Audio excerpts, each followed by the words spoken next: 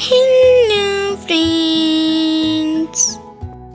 एक बार की बात है, एक बड़े घने जंगल में एक छोटी सी कुटिया थी जिसमें एक माँ और एक छोटी लड़की रहती थी।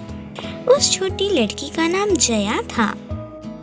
जया की माँ बहुत ही ज़्यादा मेहनत करके जंगल में जाकर जड़ी बूटियाँ तोड़कर गांव में बेचती थी। उन जड़ी बूटियों को बेचकर जो भी पैसे मिलते थे उससे वह खुद के खाने का इंतज़ाम करते थे।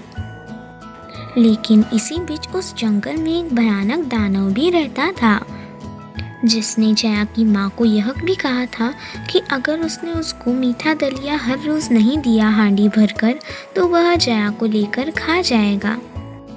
इस वजह से खुद के बच्चे की फिक्र होने के कारण उसकी माँ हमेशा मीठा दलिया बना के रखती थी और फिर ही वह जड़ी बूटियाँ बेचने जाती थी। हर बार की तरह आज भी दानव आता है और पूरा मीठा दलिया खा जाता है। कुछ दिन इसी तरह हो रहा था। उसकी माँ हर दिन मेहनत करती थी, लेकिन जब दिन ऐसे ही बीतने लगी तब ठंडी का मौसम करीब आने लग गया था। इस वजह से जड़ी बूटी भी नहीं मिलती थी। जो भी जड़ी बूटी मिलती उसे वह बेचकर थोड़े पैसे आते थे, उससे वह दानव के लिए मीठा दलिया बना देती थी ताकि वह जया को ना खाए।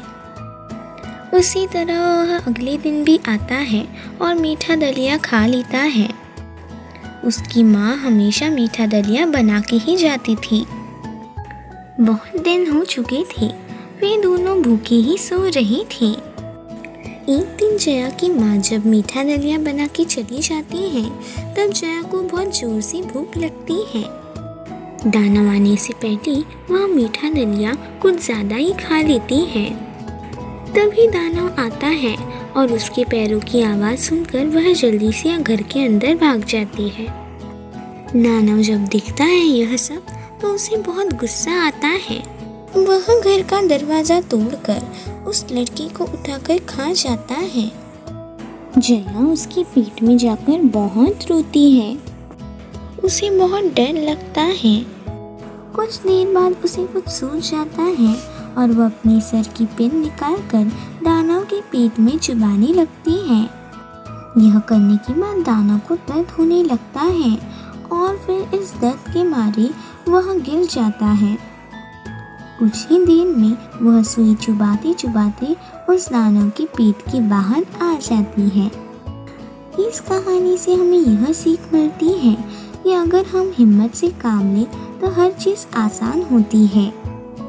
Please like, share and subscribe my channel. Bye.